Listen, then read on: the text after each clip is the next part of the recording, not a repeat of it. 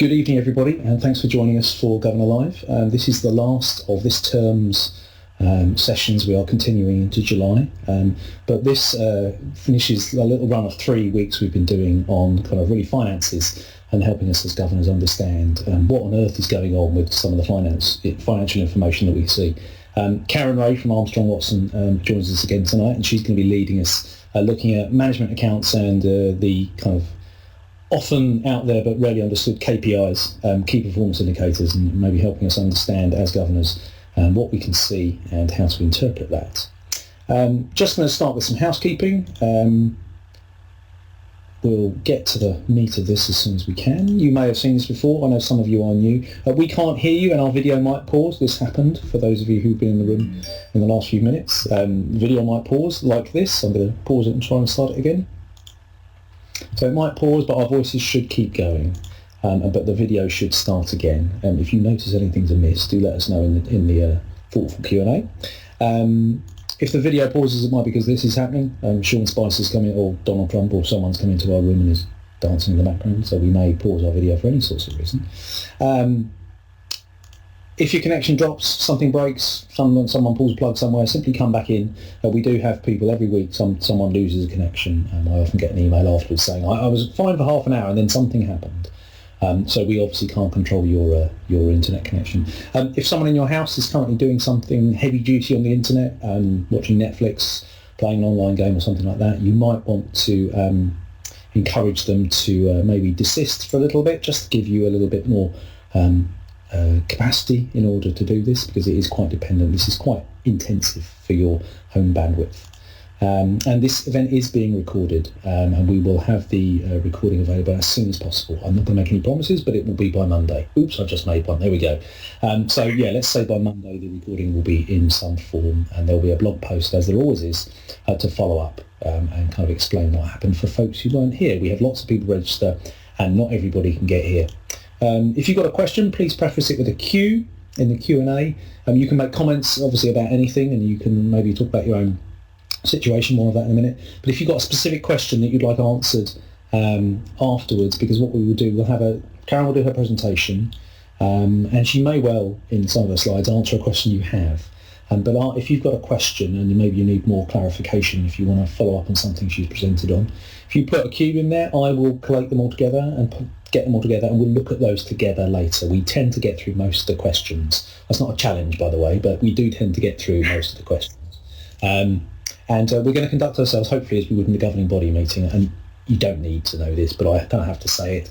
It's about just being respectful, responding in an appropriate way to one another's comments. And you can say within reason what you want, because obviously we need to be kind of fairly open and honest. But do bear in mind the issues of confidentiality. As governors, we're often privy to information, particularly when it comes to finances, about our schools that maybe we're not going to make completely available to everybody. But you'll see that your names have been reduced to just your forename.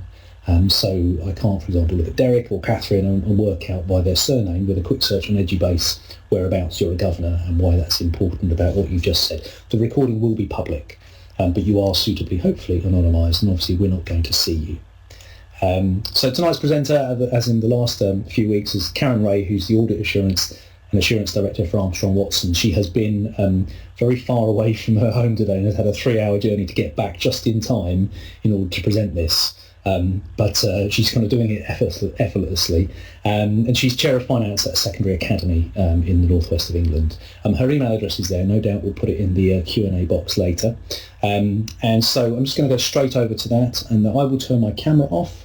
I'll mute my microphone. I'll be helping out if I need to in the Q&A box, and I'll be collating any questions you've got. So as mentioned before, just preface your question with a Q, and I will see it, note it, and make sure that it comes up later, so it doesn't get lost as the kind of ticker tape goes up the screen, like the credits or the video printer at the end of the football scores, if you remember that.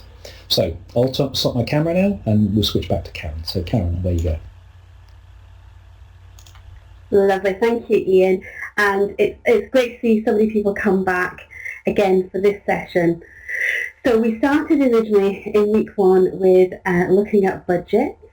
We then moved last week into understanding our cash flow statements. And this third presentation really pulls all that together into looking at the management accounts and some key performance indicators that ideally as governors we should be reviewing on a periodic basis. So as normal, I'm going to kind of go through what we're going to cover tonight. So really, what are management accounts? What should we expect as governors and as members of the finance committee that we should be receiving? I'm going to talk a little bit about the statutory obligations. I'm losing my words already. Statutory obligations. This really is probably more focused on academy trusts, because obviously they have Academy's financial handbook that is quite specific on the requirements for management accounts. We're then going to have a little look at some layouts of management accounts, again bringing back those original statements that we looked at within the budget seminar, just to give us a little bit more detail and a little bit more focus. We're going to have a look at the interpretation of results. So as governors, what are the questions we should be raising at meetings? And in addition to that, looking at some key aspects of those financial statements and what the actual results mean. And then finally looking at some key performance indicators. Now quite often this is the area where I find not many schools actually have that information. So it's just going as either simple or more complicated as you wish, but looking at those aspects as well. Karen, can I just make a contribution? Sorry, I'm aware that when you say academies, sorry about this, but someone said last week we don't. This seems a bit focused on academies. I think the point about this is I'm in a maintained school, and I think this is useful for me because it helps me understand where I'm going if I end up in an academy or a MAT. You're not going to probably end up as a standalone academy now, but once you end up in a MAT, there's a whole host of other stuff. So this is very much kind of looking ahead to help you understand where you're going, to help you make those informed decisions. I'll shut up now and stop. No problem. But I think Ian's got a really valid point, actually. I think as whichever structure of school you currently sit in, the importance of management accounts is there.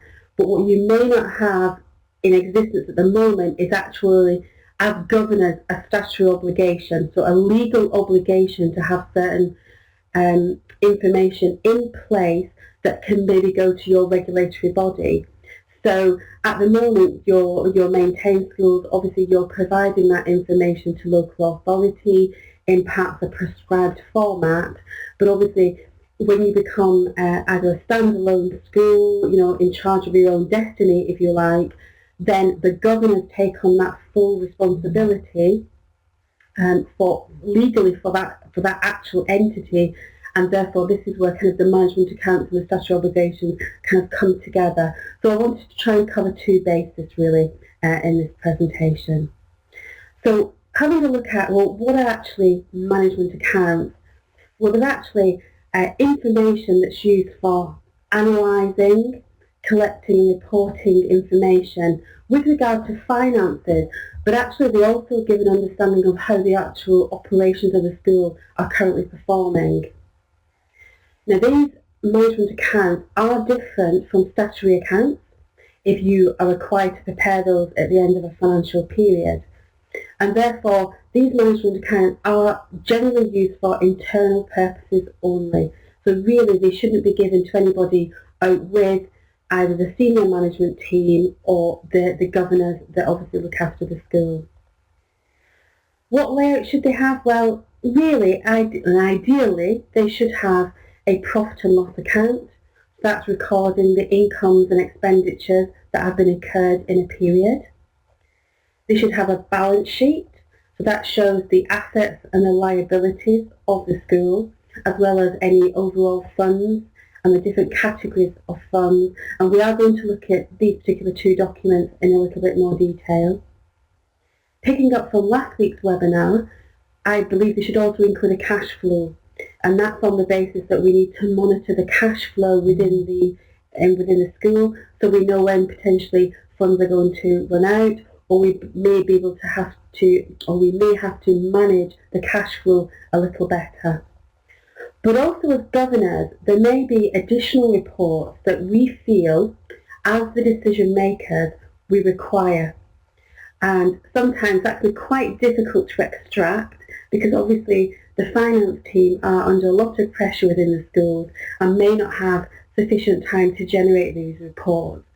So I think when we're asking for additional reports over and above what is generally accepted as management accounts, then perhaps it's not a monthly report that we need, but more a quarterly or a 6-monthly, something that we can review on that kind of periodic basis. And the last comment I've mentioned there, I mean, obviously we all know about SMART objectives, but I think it also lends itself very well to actually the information within the management accounts. So obviously it has to be specific to our school. You know, there may be some projects that we're doing where we may need a little bit more detail on that project. Of course, the results need to be measurable. So you will see when we go to the layout that we're looking at both the actual results for the period versus the budget. So we're looking at those variances and having that measurement of figures at the end of the day. Now the A generally is achievable or agreed upon, so you can take it in both fashions, but obviously again it all links in with the budgeting versus the actual figures. We need to make sure that the results are reliable. So the management accounts should be prepared from the financial records that you maintain, and really they should not be adapted in any way because that may ultimately give a false position. And of course they need to be timely. So it's really important that the management accounts we receive are to a month-end date that is realistic to when we're actually looking at those accounts. So for example, if we're looking at the February month end, then realistically we need those figures right up to the end of January.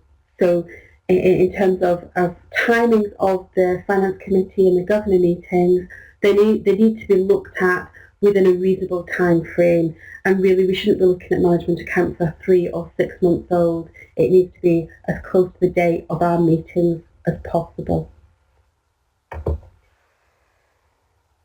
In addition, what we're looking for is obviously, well, what purpose do they serve? Well, they are a great management tool that demonstrates that we do actually have expertise in financial reporting. So I think right at the very start what I talked about is trying to get the chart of accounts in the budget in the right method that ultimately we could use those in our management accounts and ultimately statutory accounts if that's applicable. They're also a great control to assist in formulating and making sure the strategy of the governors is implemented correctly. And what I mean by that is because of the actual process of putting those figures together, there are a number of reconciliations that your finance team will complete, which will make sure that you've got that confidence that the figures are correct and they are accurate. But also, going back to last week's presentation when we talked about really at the moment we're finding that a lot of budgets are driving the strategy as opposed to the strategy driving the budget, if you like. So it's that balance system again. What are they used for? Well, they are absolutely crucial for making those decisions. We should not really make a financial decision without having evidence that we've considered not only the financial impact of our decision, but associating the kind of risk of any changes that we may be implementing. And that then links itself into the kind of planning aspect. So with very good management accounts, we can perhaps look on past experience when we're making future plans and make that assessment using our management accounts. And of course, they report the performance, what's happening within the school. So again, that's a very crucial aspect of the governor, that we have that information that is accurate to allow us to see are the actual activities of the school performing as we anticipated. Now for those of you who are part of an academy trust or a standalone academy or even considering going into an academy in the future, there are these statutory obligations that as governors we are responsible for ensuring that we have. And the Academy's Financial Handbook, which is the AFH, really determines what those management accounts should consist of and what it's trying to achieve. So again, we're looking at ensuring that the management accounts provide that sound internal control. And as I mentioned, there are a number of reconciliations that are completed as part of our accounts preparation that will ensure that we do have those good controls in place. In terms of risk management, again, they are used as a tool for assessing if we want to change something, what will be the financial impact, or if we have made changes, let's have a look at what the pattern of the activity has occurred since we've changed the activity. And again, it gives those assurance processes that, the schools are maintaining proper accounting records and that they are in line with the EFA requirements. But in terms of internal control, then it also ensures that the coordination is there between our budgetary process and the planning process. In terms of financial management, again, because of the reconciliations, we obviously manage our cash at bank, so we make sure that the reconciliation is there.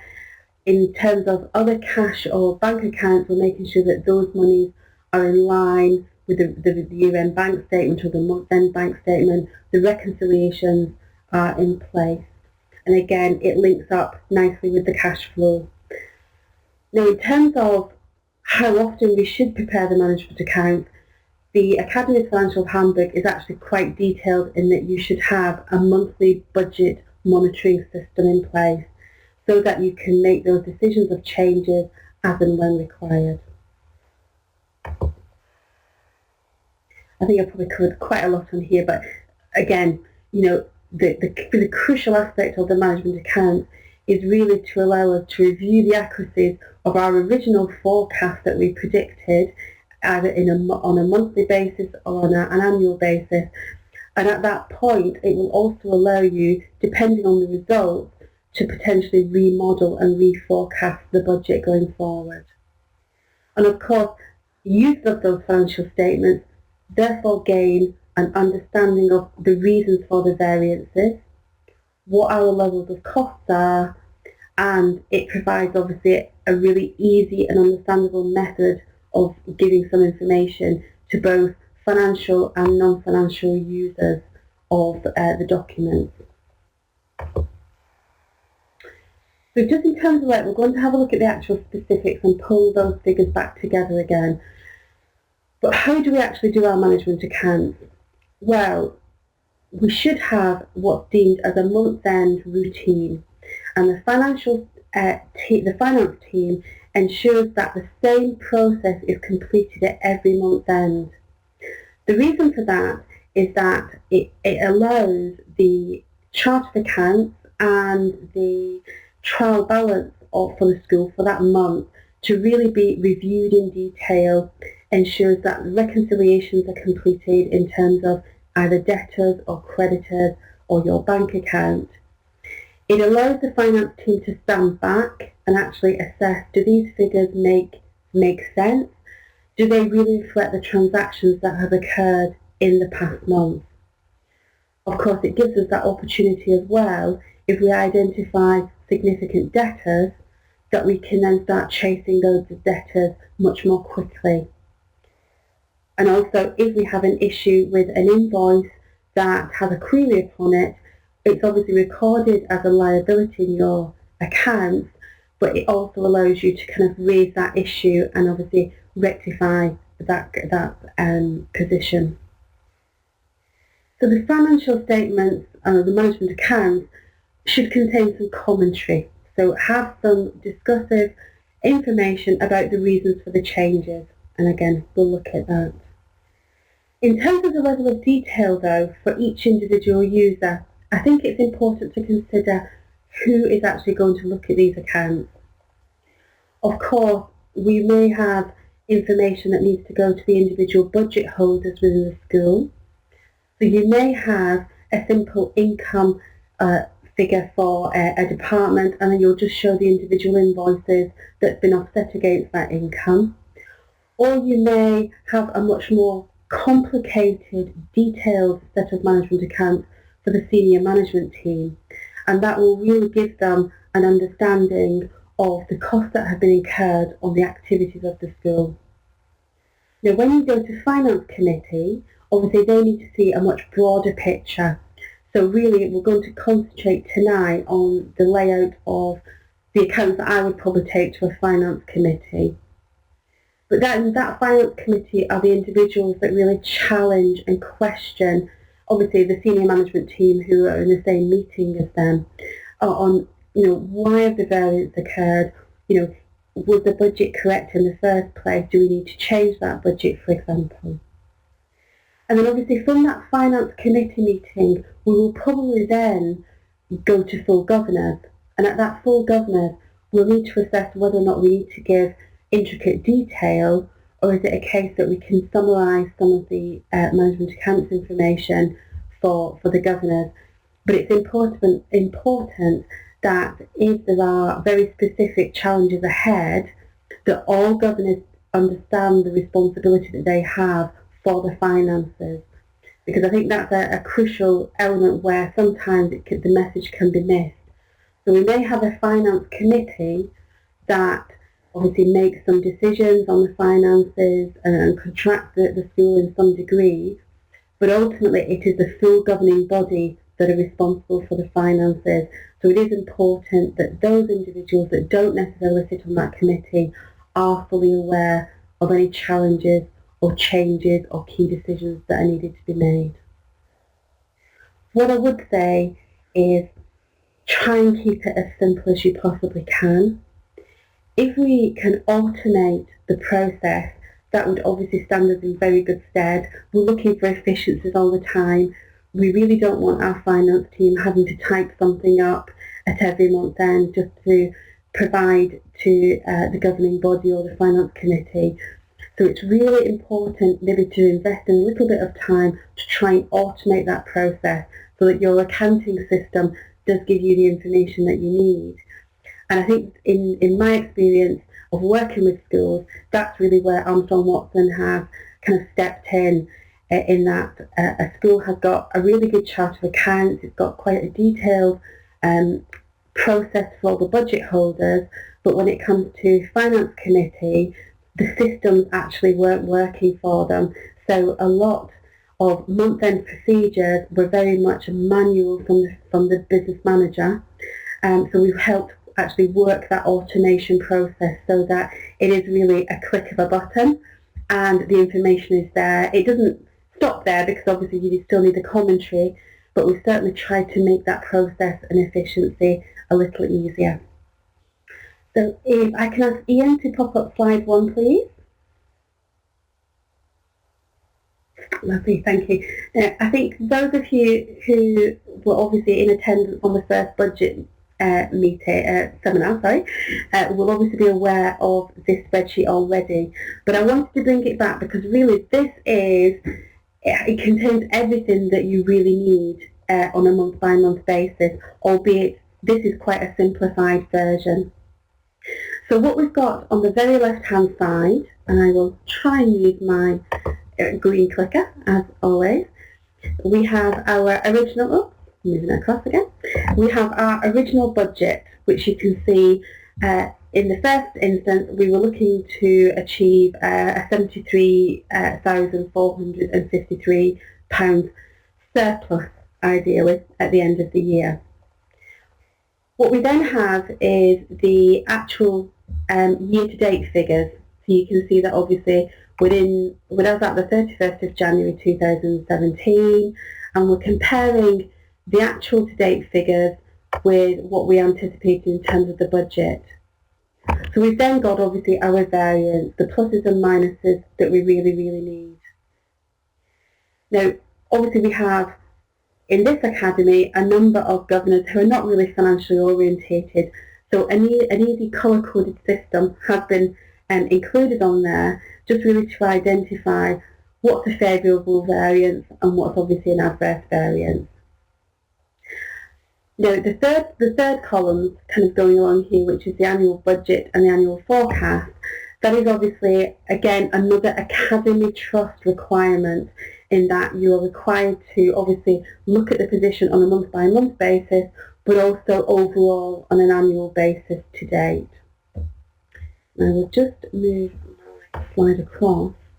So you will see for the first one, I'm trying to do the two things at the same time, but you'll see if we look at the other grants figure, so our year-to-date figure, we had £59,813, and our budget, we were just anticipating a £20,783.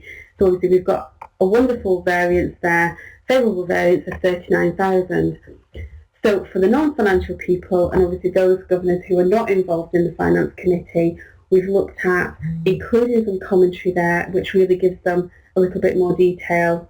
So in this instance, we actually were lucky enough to receive an additional grant that we weren't anticipating from the Friends of the Academy, again with any stipulations.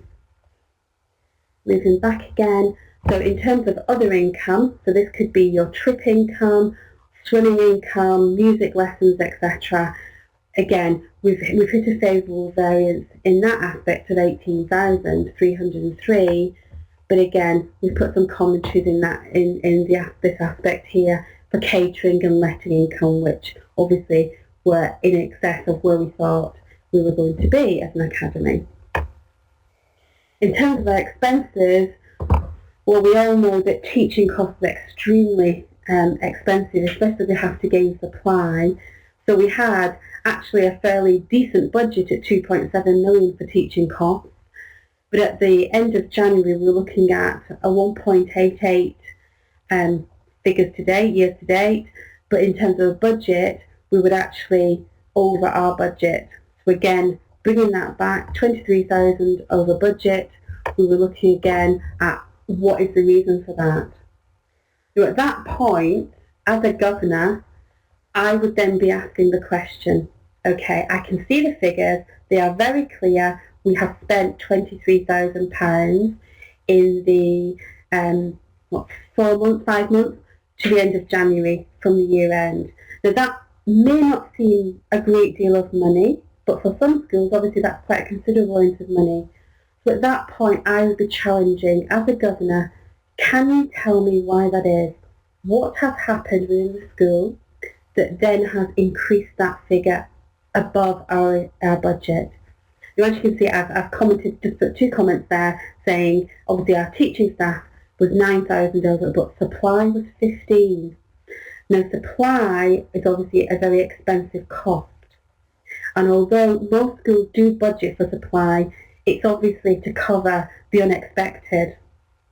So at this point I'm now thinking, okay, we've got about 7 months left to the end of our academic year. What does that mean? Is it likely that the supply will continue to rise, and therefore do we need to go back and actually look at the budget and assess, is that a realistic budget to the end of the financial year?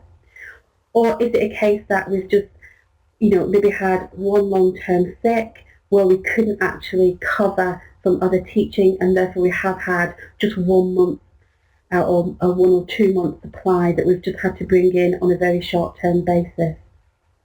And I think that's the kind of questions that as governors, we look at our finances and we kind of accept what's there. These are the figures that the finance team has generated. But I think it's really, really important that we challenge these figures, because ultimately budgets are approved by ourselves and we only know the actual results as and when we're given the information, because we're not in school, we're not working with the invoices on a day-to-day basis. So when a cost is going out of control, I think it's really important that we appreciate the reasons for that, and we shouldn't be afraid to actually ask those simple questions. Can you explain why this is an adverse variance? Of course, in an ideal world, we would like all the variances to be favourable, but we know that that's not the case, and there are unexpected costs that obviously come at certain points in the year. So you can see at the end of January, we were actually sitting with 103,000 in comparison to a budget of 30,000, but of course included within that 103,000 was the 40,000 that was an unexpected receipt, and we had managed to make some favourable variances in terms of cost reductions elsewhere. But obviously, as the months and months went through, it's likely that some costs may come through that we're not anticipating, and therefore, bringing that to the end of the year, we may still come out with the same budget as we anticipated. Okay, Ian, can we have slide 2, please?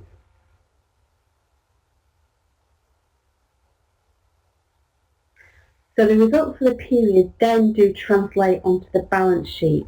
So what I thought I'd show you the bottom part of the balance sheet first, if I may.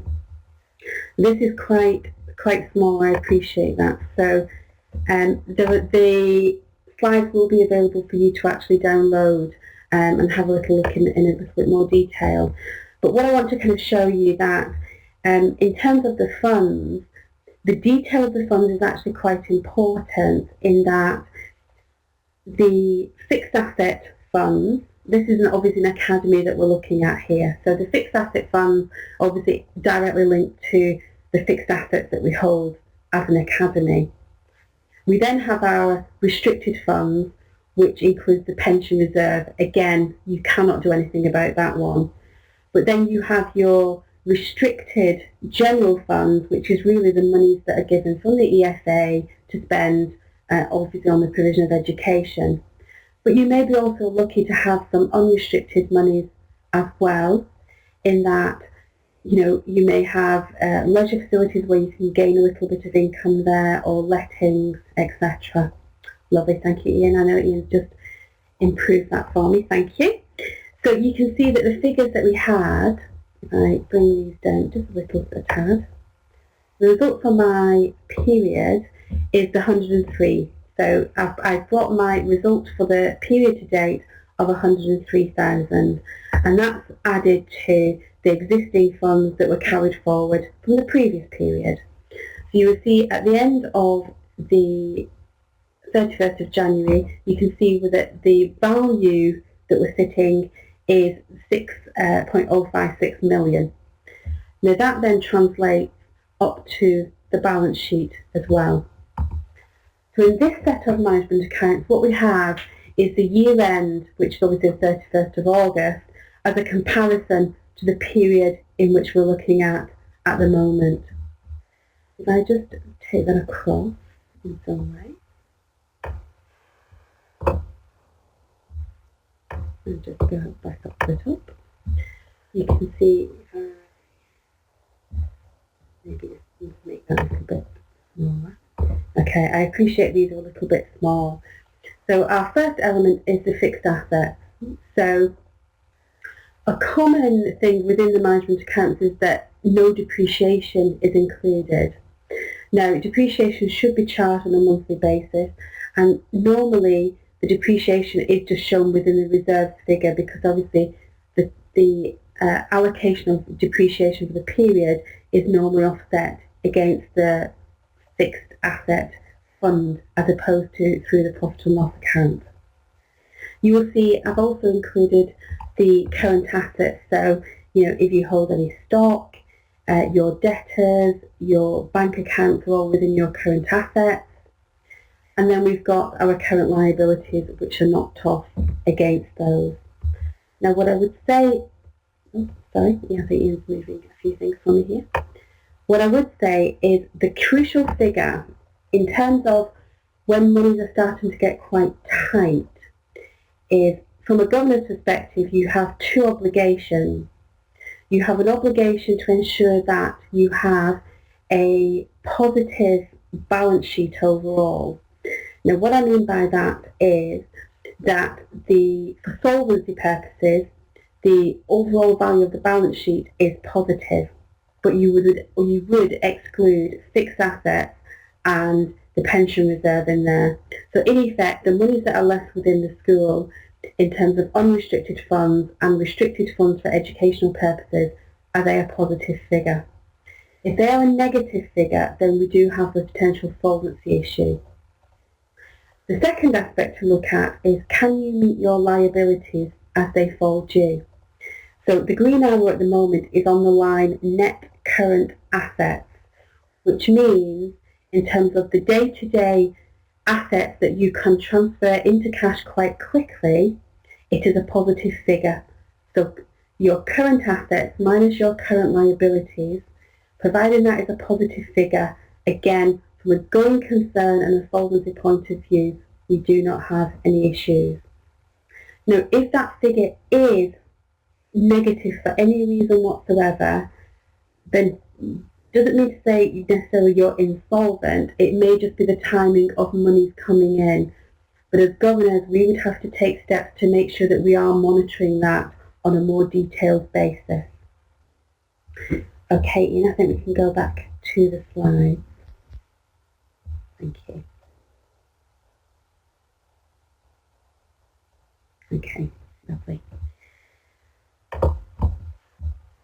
So just kind of covering just a few of those aspects that we've just talked about. And again, I think perhaps watching the recording again with the sheets in front of you may give you a little bit more of an overview really of what you need to have a look at. So I suppose the questions that we're going to raise as governors. So is the income as anticipated? So what we budgeted for, is that income in line with what our expectations were? In terms of salary costs, there is kind of a percentage where you would normally find, most schools sit, and that's between 70 and 80%.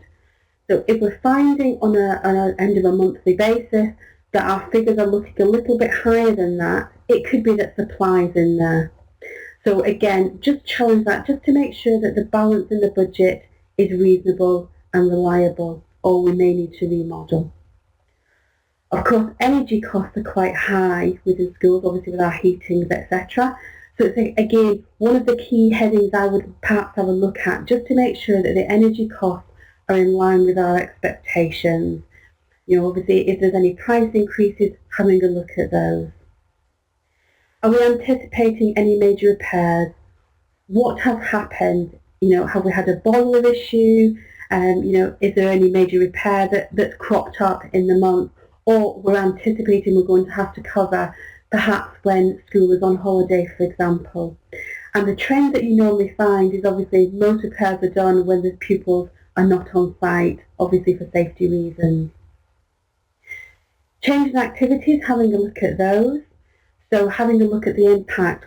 So if we were lucky enough perhaps to do some kind of unusual letting or something like that, is that really cost effective? Are the results of what we anticipated actually coming to fruition? And I think we touched on this last week with the cash flow, is of course, if the results are looking as though we will go into a deficit budget and that we don't have any reserves to basically cover that budget, then we do have an obligation in terms of an academy to notify the ESA within 14 days. Of course, they will then obviously want the information to ensure that what you're going to do to try and get out of that position. But again, if you look at last week's webinar, we covered that in quite a lot of detail. So in terms of the balance sheet, the finance team and the governor should be challenging whether or not all the debtors are recoverable.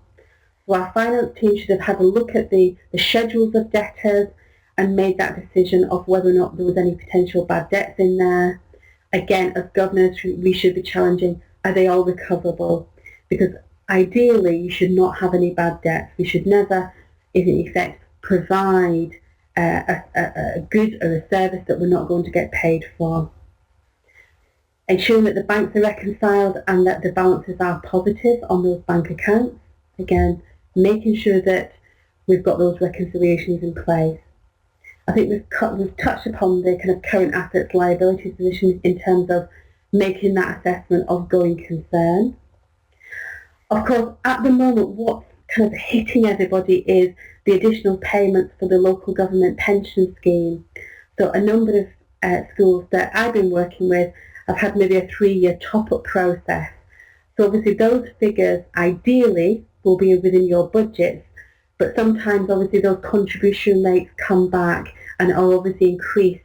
So we do just need to make sure that we've got all those figures where we anticipate them.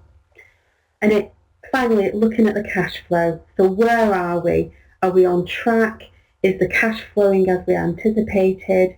Is there something that, would we need to move money from a deposit account if we're fortunate to have one, and therefore making sure that we've got sufficient funds to pay our liabilities as they fall due.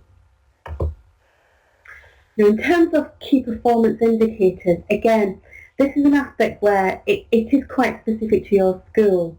But what I've done, I've prepared a schedule. Again, if my capable assistant can pop a slide up for me. Thank you. Thank you. Now this is, again, it's a landscape, so we may have to just move this across the page. But really, you're looking for certain things that give that information to governors. A number of governors, obviously, no, not obviously, but in effect, the governors are obviously only at the schools on the days of the meetings, unless they pop in, on kind of governor days, etc. They won't know the detail of kind of the numbers of students in each category, what income we're getting per student. Now, what I would say for this is probably not a monthly update, but more like a 6-monthly or an annual update. But it does, again, determine kind of what information governors want overall. So I will just move this slide across and I will show you. So here, I'll just make it up a bit smaller so we can see this. I've got 5 years of worth of information on this slide, but I think if we just look at this, so in September 11, I've looked at what number of students was this academy having. So it had 726. We split that amongst the sixth form and below. And then we looked at the kind of full-time equivalent teachers, looking at the pupil-teacher ratios and what was the overall income per the individual students.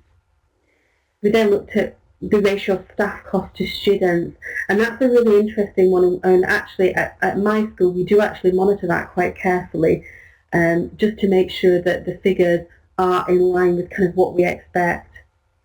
You may look at a percentage of staff costs as overall grants, so again that's coming back to kind of linking your income and your expenditures together, and as you can see we've then split that into percentages of teachers to admin.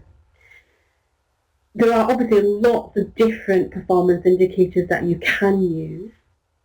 It is very much depending on the information that the governors want, but I think these are probably nice, easy, readily available information and data that can be used across any school that you have, just to give you a picture of how the income and the expenditures link together, and really just give governors just that little bit more information that they can appreciate what's happening within the school and how many pupils we actually have. Okay, so I think that is probably the end of the presentation for tonight. I know it's quite fiddly with the spreadsheets, etc.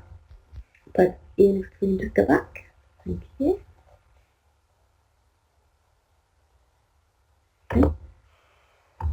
So maybe just a couple more just to finish off. So in terms of governance, I think we've probably covered a lot of these already. But what we would like is obviously management accounts for people to actually review before you get to a finance committee. So I'm fairly sure your clerk of governors is issuing information ahead of any committee meetings, but it is important just to give us as governors a little bit of time to review that information, just to make sure we're comfortable with the information, and then we have our questions to be challenged, and obviously we want to gain our answers at that point.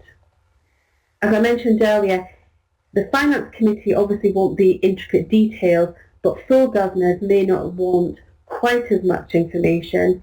So as chair of finance, I give a kind of a summary of what we've discussed at finance committee, but I'm very much aware that if there are kind of new things happening or we're going, for grants, etc., it's important that all governors are aware of that information. We may have to adapt the budget, so if we find that supplies is actually going to cost us a lot more than we anticipated, we may change that budget. Of course, that may impact on the kind of strategy as well. There may be costs that come in there that impact on strategy, but of course, in terms of budgetary control, that needs to be approved at full governors as well. So it may be that we have to bring that again back to full governors. So just to summarise and completely finish today, the management accounts are the most important governing tool that we have from a financial perspective.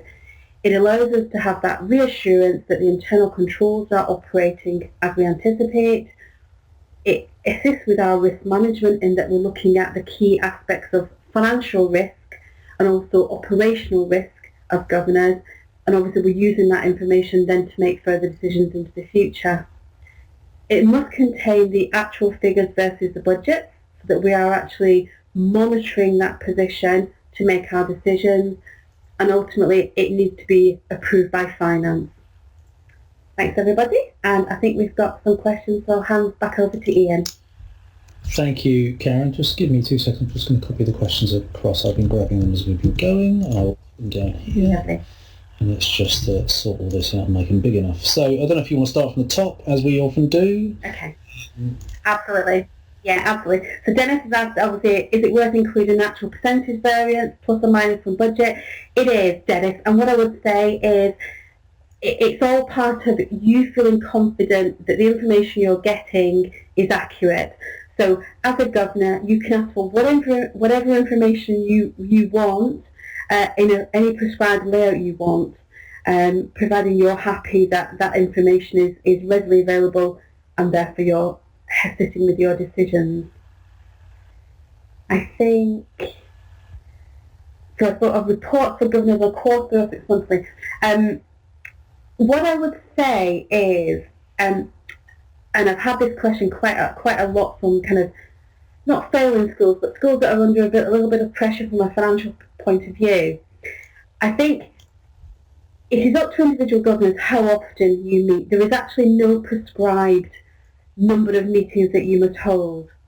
But what I would say is, if you're only meeting termly, if there are decisions to be made at the start of the term, great, you've probably had that meeting there and you can make that decision. But if something happens mid-term, how do you actually overcome that decision-making process?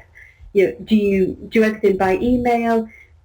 How do you debate those decisions? So what I would say is, in terms of the actual management accounts, your profit and loss balance sheet, I would say, and cash flow statements, I missed that one out, you definitely need to have that information a minimum of quarterly for me, so that you're looking at that information on quite a regular basis. If you are under quite a lot of financial constraints, and it's quite challenging to monitor the cash flow to make sure you have got sufficient monies available, I would say you may need to increase your number of finance committee meetings to perhaps 6 to a term, so that you can react, if necessary, to any key decisions that you have to make. Obviously, monitoring that cash flow is something that the heads and obviously the business managers are doing, but ultimately it's your responsibility as governors to ensure that the entity is sound and viable. So what I would say is you may have to look at more regular meetings. The pension liability, can this, or is this shown as FRS 17? Yes, it is, Dennis. There is a different terminology slightly. FRS 17 has actually gone now. Everybody knows it as that. It is just the local government pension scheme surplus or deficit. How often should you review the KPI data? Again, it's very much dependent on what you actually want to see as your key performance indicators. Like I said, the very simple example that I gave you tonight, you could do that on a 6 monthly basis or an annual basis. It very much varies onto what particular ratios, etc., you want to have a look at. Dennis has come back with, obviously, you're led to believe that the staff percentage ratio is about 75. It varies from school to school, Dennis. I will admit that. I think, obviously, some schools have it on a lower scale, some actually have it on a higher scale. I think the last ESA kind of questioning that I looked at, it was between 70 and 80%. What else have we got? Should accountability to governors form part of the school business manager's job description? Okay. I think the school business manager clearly has a responsibility to provide the financial information to the finance committee. I think there's a little bit of a misunderstanding. What we're not trying to do is obviously tell the school business manager their job. Their job is obviously, we delegate that financial responsibility on a day-to-day basis. But I think what we are there for as governors, we have the ultimate responsibility overall for the school, and therefore it is quite important that we feel that not that we feel, but we do challenge. We have to know why costs are going out of control, or we're looking for those efficiencies. I suppose there is a very fine line between governors kind of crossing the line and trying to tell the heads and the business managers on how to actually operate the school, and having that strategic view. And I think sometimes that's where conflict, and I've come across this quite a few times, is where there is conflict there, because governors do cross that line when finances are going out of control and they try to tell the head how to work operationally, and that isn't our job. Our job is to have the strategic overview and to allow the operational team, the senior management team, to actually run the school. It's a very difficult one to achieve. I think Lynn's also asked about school business managers, associate members. I think that what you mean by that, hopefully, is that obviously they sit on the board. So they're obviously in their capacity of their job role, as opposed to being an official, obviously, governor there. I think we've maybe covered that kind of potential conflict of interest, hopefully. Does that affect things if the business manager is the staff governor? How do you work that? Okay, I've had this conversation many. It is very difficult if the school business manager is a staff governor, because they do have a major conflict. What I've said is, in the past, when you're sitting around the table, you are there in your governor capacity. But obviously, the governors are questioning and challenging why finances are going out of control, which obviously it is still their responsibility. What I would say is, in some respects, you don't want the school business manager to be the staff governor. It is much more preferable to have other staff members there in that particular role. It is a difficult one, and I appreciate not all staff will want to be on that governing body, but it is a little unfair for governors to challenge the school business manager and allow them to kind of take that role as a governor, because it is an issue. Yeah. Okay. So what Catherine's obviously mentioned, what are the KPIs we could look at? Again, things like perhaps the repair costs over the repair budget. In terms of you may allocate the full establishment costs and monitor those over a period of time. In the commercial world, obviously you would look at things like what's called the kind of the current ratio, and that is obviously looking at the level of current assets to current liabilities, and you're looking for something like a 2-to-1 ratio, because that shows that you are very solvent. You could still adapt that within the school arena, but again, because of the timing of your income, it can be quite tricky, because obviously you're receiving that income on a monthly basis if you are an academy school, but equally you're paying probably very similar levels out at the same basis. So normally you would actually find it's a 1-to-1 figure with very little surplus, apart from your school fund, if you're lucky enough to have a school fund.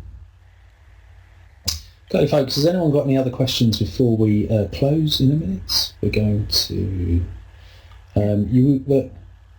Karen, if you can type your email address into the box just while I switch to this. I'm just going to switch over to here. and just kind of outline where we are and where we're going. And if you've got further questions, you can email Karen. Her email is there. There it is. Let's see if I can't forget the text. But good question from Catherine, which you can answer. I'll tell you what, you think about that, and I'll go through this for a minute. So, just if you're a Modern Governance subscriber, you've got 2 modules that are kind of part of your armoury for this. A term in terms of understanding finance and the terms that you might come across. There's that, which is part of the core skills modules. The financial management for governors one is where that's our specialism, if you like, and it really looks at our responsibilities as governors and those sorts of things. It's really intended so that all governors can have an informed discussion, so you're not leaving it to the one person who understands figures or has done some training, so you can all start to hold one another to account. All those modules are mapped to the competency framework, which you probably know if you've been here before. And you can take a trial of those if you want to. And just that's where we are in the kind of the wider kind of constellation of Modern Governor sessions. In 3 weeks' time, after Easter, after everyone's kind of back and longing for more, Karen's going to be doing her final session in this run, which is on systems and controls and the Academy's financial handbook. So really looking at the kind of external accountability that we've got, I guess, from the EFA and all those sorts of as elements that you may or may not be familiar with. And again, as has been said, some of these may look like they are kind of very academy specific, but you know, the snooker table with all of the maintained school balls on it is tilted towards one pocket, and it's liable that many schools will become academies for whatever reason, either by choice or otherwise, in the next couple of years. And that's still the government's intention. It's fairly clear, even if they're not twisting everyone's arm now, shall we put it impolitely. But so this is quite helpful. I hope these sessions are helpful to give you an understanding of the differences maybe coming from what you may feel is quite a sheltered maintained school scenario, where you kind of things are done externally for you, and actually moving into that. Someone said they're going to be becoming a director of a MAT, effectively a trustee, and that kind of, it's a different set of responsibilities. So hopefully this is there to give you some idea of what's there. We'll be going on to the Governor's Handbook and Competency Frameworks, looking at some of the aspects of joining a MAT, looking at safeguarding, and then we're going to be coming back to where we started last term, which is really looking at how to do some decent self-evaluation when it comes to thinking about academisation, really to make an informed decision either way, and we'll be doing that with Christine Bayliss. If you could just quickly go through this will all be available on the blog, and you should get an email tomorrow saying thank you for coming and giving you a link to the YouTube channel where it will be all displayed. If you could just do me a favour, and maybe Karen can answer the question while you're tapping through these. Let us know how you found this, if it was useful. I think Catherine's got a question about trading arms, so maybe I'll go on. She has, yeah, absolutely. I think what I would just say is, obviously, the series of 3 webinars that we've done was really just to kind of pull it right back to the very basics. So I appreciate that some individuals may want it a little bit more technical, others may want it right at the very beginning, and that's what we tried to bring from the feedback that we'd received on previous seminars. I think, Catherine, great question. If you've got a trading arm, should you have a different set? Well, really, you should have your own trading management accounts that obviously give the position on the trading aspect on its own. But maybe for finance committee and governors, you may actually provide that combination. So you may have trading information for certain members of the management team, which obviously will give them in that detail. You may take both, obviously, trading and school to the finance committee, but you may just do a consolidated position for full governors, just to make it a little bit simple. So yeah, it's always good to see that people appreciate this, because the aim is to actually improve governance. That's what it's about. It's not about, we'll tell you about what we do, but then you probably know that because you're here. So you can contact Karen about all sorts of things to do with that, but it's also to make sure that this is the biggest challenge, isn't it, for all of us, I imagine, at the moment. Some of you may have specific challenges to do with attainment and all those sorts of things, but this is the kind of ubiquitous universal challenge that we're all having to kind of stare down if we can bring ourselves to look at it. There's always, I don't know about you, there's always a slight frisson of there's a finance committee coming up, and that can be it's not no matter what Mr. Gibbs says, as his nose kind of, I don't know if his nose grows when he's in Parliament saying there's more money than ever, but it certainly doesn't feel like that. I don't think anybody feels there is more money. So this is obviously the most challenging space. So yeah, thanks ever so much for coming. Do feel you can download these slides from right down below where I am now at the moment. You can download those now if you want to. They will be on the blog post as well. There'll be a blog post review probably by Monday, let's say. I'm hoping to get the video out as soon as possible. I'm not in work tomorrow, but yeah, we'll get this out as quickly as we can. If you're subscribed to the blog, then you can, if you go to the Modern Governor blog, you can subscribe by email and you'll get an email containing all the information when a new blog post comes out. That's probably the least invasive way of doing it. It means you'd have to keep going and looking and see if it's there. But yeah, thank you ever so much for showing up. And Karen, thank you for these 3 weeks. They've been really good. Karen will be back with us the first week after kind of an Easter break. So 3 weeks tonight. If you signed up, you'll probably get an invitation for that sometime either over the Easter break or shortly afterwards. And do please show up and tell your colleagues if that will be helpful. Yeah, if you're celebrating, have a good Easter. If you're not, have a good break. And we'll see you all again very shortly. If you've got any queries, then Karen's put her email up there. You'll shortly be asked to leave the room in a kind of very friendly way. And as I always say, this is the way things work. So I'm just going to stop the recording now. But thanks very much for attending. We really appreciate it.